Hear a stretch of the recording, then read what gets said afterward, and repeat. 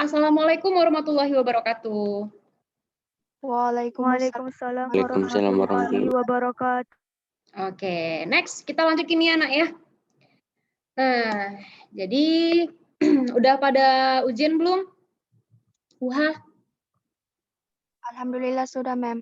Oke, alhamdulillah ya. Kebetulan nilainya belum Ibu rekap semua, nanti akan Ibu rekap dan yang mau WA akan Ibu baca ya. Jadi kalau misalkan WA-nya belum di-read, bukan berarti nggak Ibu read, nanti akan Ibu read bersamaan ketika Ibu rekap nilai.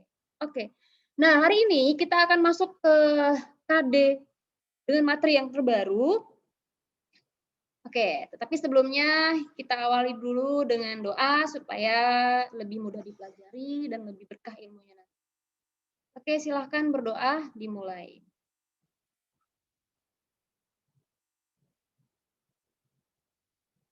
Doa selesai. Baiklah, Ibu akan share PPT-nya.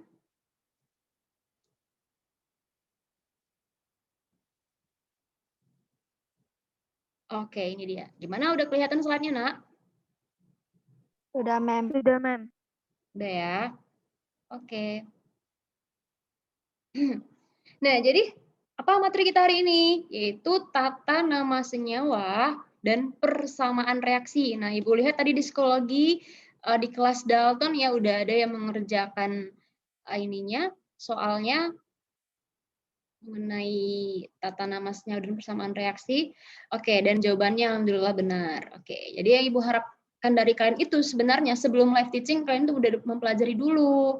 Nah, jadi live teachingnya itu hanya jadi nanti kuisnya bisa lebih lancar ya, Nak ya.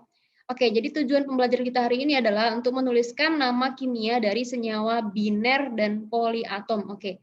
Jadi berdasarkan judulnya tata nama senyawa, berarti di sini kita mau memberi nama senyawa dan persamaan reaksi. Nah, jadi di sini Ibu buat tambahannya adalah dapat menuliskan persamaan reaksi. Oke, dengan benar. Langsung saja. Nah, ini sebenarnya adalah isi modul ya. Oke, tapi akan Ibu jelaskan lagi nanti lebih singkat. Nah, jadi Nak, tata nama senyawa itu kita mulai dari tata nama senyawa biner. B itu artinya adalah 2 ya. Jadi senyawa biner itu adalah senyawa yang terdiri dari 2 unsur kimia. Itu dia senyawa biner, 2 unsur kimia. Nah, jadi senyawa yang pertama, kalau dia terdiri dari 2 unsur kimia kan kemungkinannya apa? Bisa dia logam dengan non-logam, bisa non-logam dengan logam, ya kan? Nah, yang pertama, kalau senyawa biner yang terdiri dari logam dan non-logam. Ayo, sekarang Ibu mau nanya, kalau dia terdiri dari logam dengan non-logam, itu ikatan kimianya ikatan apa? Ada yang masih ingat? Ion, Mem. Yes, ion ya. Nah, bagus. Tata namanya gimana kalau seandainya dia terdiri dari senyawa unsur logam dan non-logam untuk senyawa biner? Yang pertama, nama senyawanya diakhiri dengan akhiran ida. Jadi setiap senyawa yang akhirannya ida, itu berarti dia senyawa biner yang tersusun dari logam dan non-logam.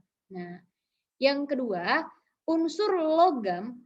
Oke, nah unsur logam itu kan ini adalah kation, ya kan? Kalau unsur non-logam itu adalah anion. Ayo, apa itu kation, apa itu anion?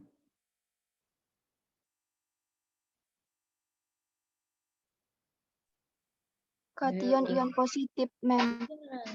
Kation Anion itu ion negatif. Iya, anion ion negatif. Nah, jadi unsur kation itu disebutkan lebih dahulu, barulah unsur non-logamnya atau anionnya. Nah, lalu jumlah unsur senyawa yang menyusun senyawa itu tidak berpengaruh terhadap penamaan senyawa. Langsung saja kita ke contoh nih. Unsur senyawa biner yang terdiri dari logam dan non-logam, contohnya yang pertama adalah KCl.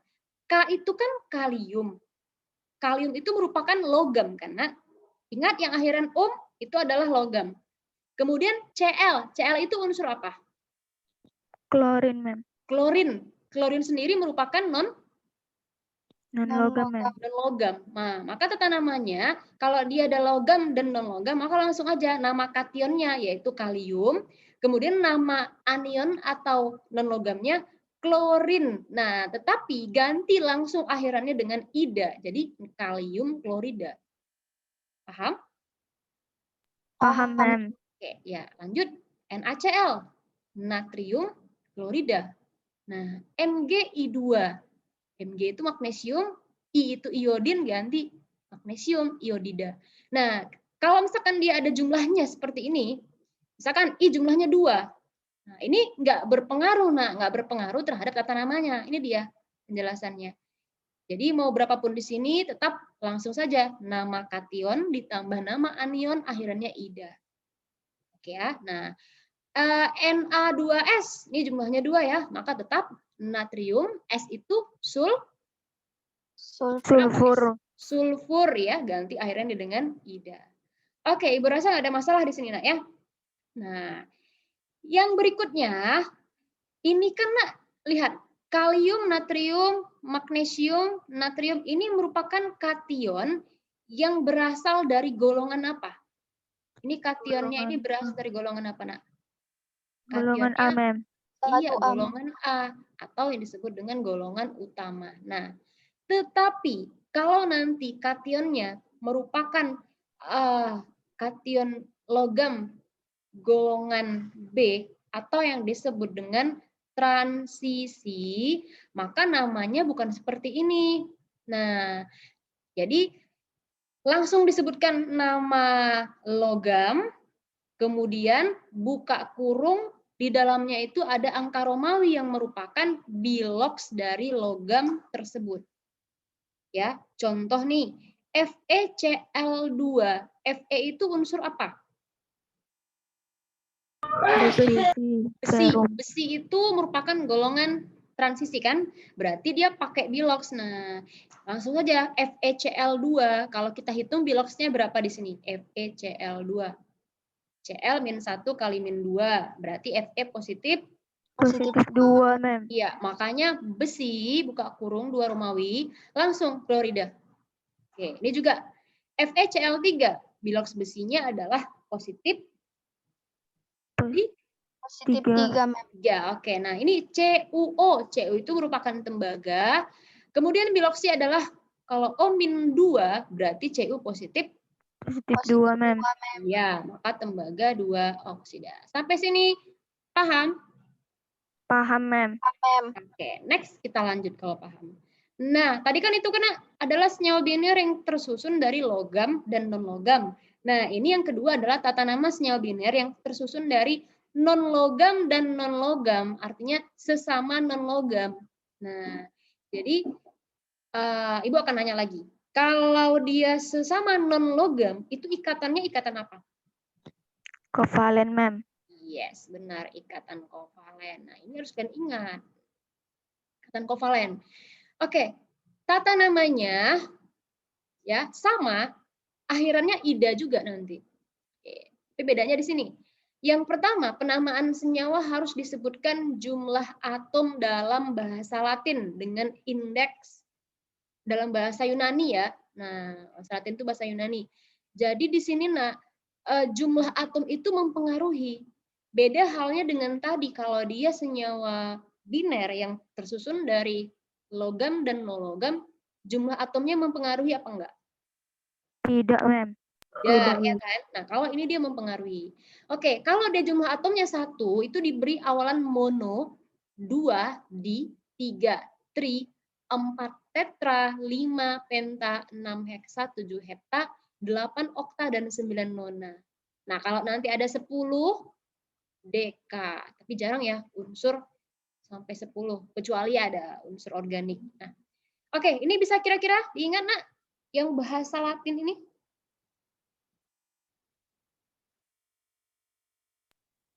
Bisa nggak? Mana nih suaranya? Bisa, Bisa ya? mem. Oke, kan cuma 10. Maka langsung saja.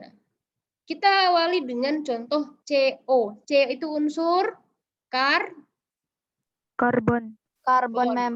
Oke. O itu unsur Oksigen, mem. mem. Iya, karbon sama oksigen itu sesama unsur non-logam kan? Iya, Mem. Iya, Ya, Mem. oke. Maka kita langsung mengadopsi tata nama yang ini. Maka langsung aja nama unsur non-logamnya adalah karbon. Kemudian non-logam yang kedua adalah oksigen. Maka karena jumlah oksigennya ada 1, maka dikasih awalan monoksida. Tetap pakai akhiran ida, nak ya. Ini berasal dari oksigen, berarti monoksida. Oke. Kenapa yang ini enggak awalan mono juga, Mem? Ini kan juga 1. Nah, jadi awalan mono ini, nak, ini hanya berlaku untuk unsur yang kedua saja. Kalau unsur pertama jumlahnya 1, itu tidak pakai mono. Paham? Paham, Mem. Oke, nah, kita lanjut yang kedua. CO2. Nah, berarti namanya karbon karena O-nya ada 2, berarti tambah awalan dioksida. Paham ya? Oke, N2O3. Nah, kalau dia udah 2 awalannya, meskipun dia unsur pertama, itu udah berlaku. Maka N2O3, N itu nitrogen, berarti dinitrogen trioksida. Tidak. Paham nggak kalian, nak? Paham, Mem. Paham lah ya. Nah, orang gampang kok teori. Oke, lanjut. Ini HBr. HBr itu kan H itu hidrogen, ya kan? Br itu bromin, sama-sama non-logam. Berarti hidrogen bromida. Bromida. Oke, begitu seterusnya. Maka kalau kalian mau memberi suatu nama senyawa kimia, kenali dulu dia. Kenali dulu dia, apakah dia tersusun dari logam, non-logam, atau sesama non-logam, baru kasih nama. Jangan kasih nama langsung, ya. Oke, next kita lanjut. Nah, ini tata nama yang kedua. Oke, bisa juga seperti ini, nak ya. Sebentar. Nah, jumlah atom-atom dalam senyawa itu tidak disebutkan, tetapi bilox unsur pertama dengan angka Romawi. Jadi, selain yang tata namanya yang ini, kalian juga bisa pakai tata nama yang ini, sama aja. Nah, dua-duanya benar. Oke, misalkan NO. Tadi NO kalau dia kita memakai aturan pertama, seharusnya namanya apa? Nah, Nitrogen oksida, Mem. nitrogen, jangan lupa Monoksida, Mem. iya, monoksida. Nitrogen monoksida. Nah, kalau di sini bisa juga tata namanya adalah sebutkan nama unsur pertama, yaitu nitrogen. Kemudian kalian hitung bilox N itu berapa di sini? O kan negatif 2, berarti N itu positif Positif 2, Mem. Iya, 2, tapi dalam angka Romawi. Nah, kemudian dia nggak pakai awalan mono lagi. Kenapa? Karena dia udah tata nama yang berbeda. Langsung saja oksida. Ya. N2O5. Nah, hitung bilox N-nya yaitu positif 5, maka tidak ada awalan-awalan di sini, nak ya. Maka langsung saja nitrogen 5 oksida. Bisa kira-kira? Bisa, Mem. Oke, nah next. PCl3. Nah, Ibu mau kasih Ibu nanya nih, ada tata namanya yang pertama, kira-kira apa? Yang pakai aturan yang tadi. Fosforus triklorida, Mem. Fosfor. Oke, fosforus juga boleh. Triklorida. Fosforus. Iya, triklorida. Atau fosforus 3, karena biloxnya ada 3, yaitu klorida. Oke. P2O5. Nah, apa P2O5 namanya selain ini? Diposfor. Oke, di fosfor. Pentaoksida, Mem. Iya, pentaoksida. Good. Nah, berarti udah lancar ya tata nama ya. Ibu harap tata nama tidak ada lagi yang tidak bisa mengerjakan. Oke. Next kita lanjut. Nah, ini tata nama yang terakhir, yaitu untuk senyawa poliatom. Apa itu senyawa poliatom? Lebih dari satu atom. Hah, satu atom? Lebih dari dua atau lebih unsur. Ya. Nah, Jadi artinya nak, kalau dikatakan ion poliatom, berarti di dalam ion itu ada lebih dari, oke, ini dia senyawa ya, oke, lebih dari satu unsur, benar. Nah, jadi kan biasanya kalau kalian lihat ion seperti S2 negatif, Cl negatif, ini disebut dengan ion apa? Ion Monoatom. Iya, monoatom karena hanya satu unsur. Tapi kalau dia hanya terdiri dari banyak unsur seperti ini, nah ini namanya ion poliatom. Nah, jadi ion poliatom ini, nah inilah yang harus sering kalian baca. Nah, untuk apa? Tata namanya. Jadi kalau NH4 positif 1, itu namanya adalah ion amonium. OH negatif itu namanya ion hidroksida. Cn negatif itu sianida. NO2-, NO3-. Nah, kalau NO2- nitrit, NO3- nitrat, dan seterusnya. Ini harus kalian sering baca supaya nanti kalau misalkan ada tata nama, nah ini apa ya namanya ya? Ini masih mikir lagi ya, apa ini? Enak ya? Nah, kalau ini sering aja dibaca pasti ingat. Oke, nah sekarang kita latihan memberi nama ion poliatomik. Oke, NaClO. Jadi untuk tata nama senyawa ion poliatomik, nah itu sangat gampang. Sebutkan aja ya tata nama senyawa poliatom. Yaitu langsung aja sebutkan nama kation ditambah nama anion tambah akhiran ida. Udah, gini aja. Contoh NaClO. Na itu kan natrium. Nah, sekarang ClO. ClO kalian lihat di sini. Apa nah kalau ClO? Hipoklorit. Ya, hipoklorit. Nah, maka langsung aja natrium hipoklorit. KMNO4. K kalium. MNO4 itu permanganat. CaCO3. Ca kalsium, CO3 karbonat. Nah, dan seterusnya. Oke, paham? Paham, Mem. Next, tata nama asam. Nah, kalian kan udah mengenal tuh asam basa di SMP ataupun waktu matrikulasi kemarin. Nah, asam itu adalah senyawa kovalen yang terdiri atas ion H positif sebagai kation dan anion. Jadi setiap asam itu selalu diawali dengan unsur hidrogen HHH. Berarti dia adalah asam. Contoh HBr, maka namanya asam bromida. Oke, atau tadi namanya adalah apa? Hidrogen bromida. Iya, hidrogen bromida. Oke. Nah, H2SO4 yaitu H. H itu artinya asam, nak ya. Hidrogen itu artinya asam. Jadi bisa kalian ganti hidrogennya dengan asam. Berarti asam. SO4 itu apa tadi? Sulfat. HNO3. Asam NO3 berarti nitrat. Nah, sekarang basa. Kalau basa berarti itu adalah senyawa ion dari logam dengan ion OH negatif. Nah, jadi basa itu adalah tersusun dari ini dan ya, logam dan OH-. Nah, contoh, jadi setiap basa itu ciri-cirinya ada akhiran OH. Nah, jadi kalau asam tadi H positif, contoh KOH, MgOH 2 kali. Nah, ini kan OH-OH ya, berarti ini basa. K, kalium, itulah logamnya. Mg, magnesium, nah hidroksida. Jadi tata nama basa itu diakhiri dengan hidroksida,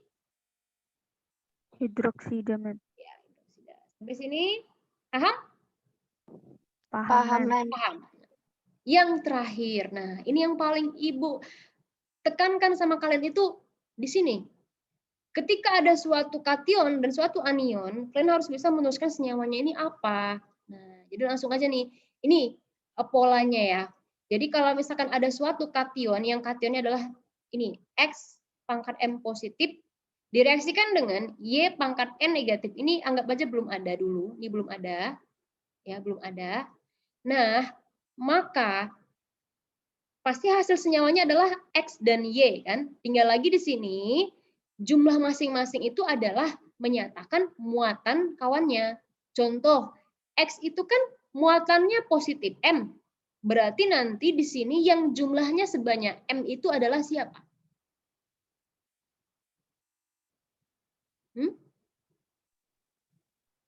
Y. Begitu juga, Y itu jumlahnya negatif N. Berarti nanti jumlah si X di sini berapa, Nak? N, ma'am. N. Nah, ini memang pelan-pelan mempelajarinya ya. Oke, tapi langsung aja ke contoh supaya lebih paham. Tuliskan rumus kimia yang terbentuk dari kation anion berikut serta beri nama senyawanya apa. Oke, yang pertama Ca2 positif ditambah Cl negatif. Langsung saja, Nak. CaCl. Kita buat dulu CaCl. Kemudian langsung kita buat di sini. 2 ini nanti akan jadi jumlah siapa? Cl, ma'am. Cl, ma'am. Cl. Nah, karena muatan Cl di sini adalah -1, maka jumlah Ca di sini 1, tapi indeks 1 itu tidak pernah ditulis. Maka senyawanya adalah CaCl2. Nah, namanya apa? Ayo. Nama. Kalsium klorida, ma'am. Iya, kalsium klorida. Nah, ya, ini dia logam, ini non logam. Oke, next. K positif direaksikan dengan NO3 min. Ayo, apa nih hasilnya? Sama-sama 1 muatannya. NO3. Iya, kalau sama-sama 1 ya udah berarti jumlah K1, jumlah NO3 pun secara keseluruhan 1. Namanya adalah kalium nitrat. Kalium nitrat. Oke, satu lagi. Nah, ini yang paling agak panjang ya. Al3 positif ditambah SO4 2 min. Oke, sebelumnya Nak. Nah, ini ada yang lupa nih. Jangan lupa kita setarakan reaksinya. Oke, ini kalau di sini dia jumlah Cl-nya kan ada 2. Berarti di sini koefisien Cl harus 2. Jadi yang bisa ditambah-tambahkan itu adalah koefisien. Kalau indeks itu udah ketetapan. Paham, Nak ya? Nah, jumlah Ca1, maka di sini koefisien Ca1. Ingat, 1, walaupun dia sebagai koefisien dan sebagai indeks, itu tidak pernah ditulis. Ya. Nah, sekarang K. K jumlahnya di sini berapa? 1. Ketika di sini koefisiennya juga 1. Secara keseluruhan NO3 jumlahnya di sini berapa? 1 juga, min. Kasih di sini 1. Oke, nah sekarang Al3 positif, SO4 2 min, maka senyawanya adalah Al berapa? Kemudian SO4 ini jumlahnya berapa? Ayo, Al-nya berapa, Nak? 2, ma'am. SO4 jumlahnya? 3, ma'am. Nah, karena dia poliatom, ini harus dikurungi. Nah, inilah dia namanya bedanya poliatom, harus dikurungi seperti ini. Artinya 3 ini menyatakan jumlah si S dan jumlah si O4, ma'am. Enak ya. Artinya di sini apa? Kalau kita hitung jumlah atomnya, Al jumlahnya ada berapa, Nak? 2 atom. S jumlahnya berapa atom? 3 atom, ma'am. Iya, 3 atom. Sedangkan O jumlahnya ada berapa atom? 12, ma'am. 12 atom. Nah, tidak ada unsur O4 ya, unsur itu O. Oke. Nah, sekarang tata namanya. Namanya apa? Aluminium sulfat. Yes. Iya, aluminium sulfat. Oke. Nah, next satu contoh lagi. Apa ya? Ini CaSO4. Oke, sorry. CaSO4. Nah, ini kebalikannya. Kalau dia diuraikan, hasilnya ion apa dan apa? Ayo.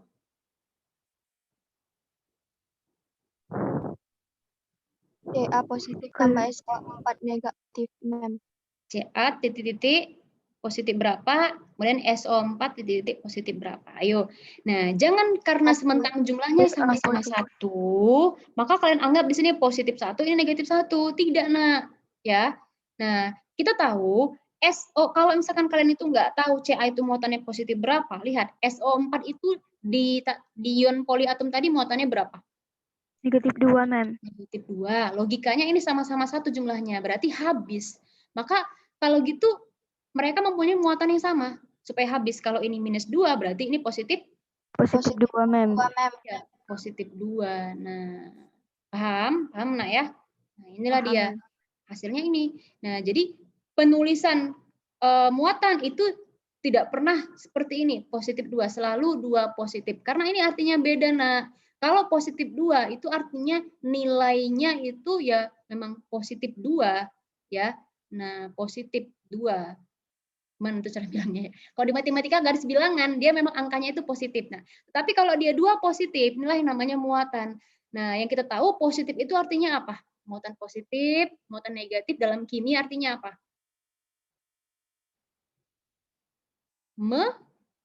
Melepas 2 elektron.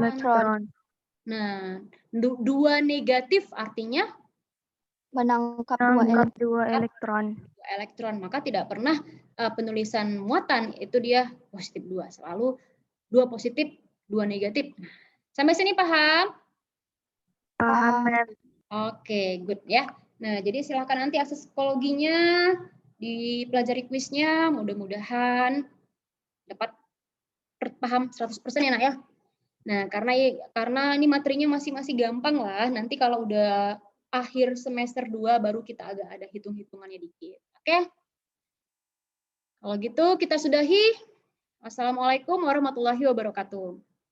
Waalaikumsalam warahmatullahi wabarakatuh. Oke, next.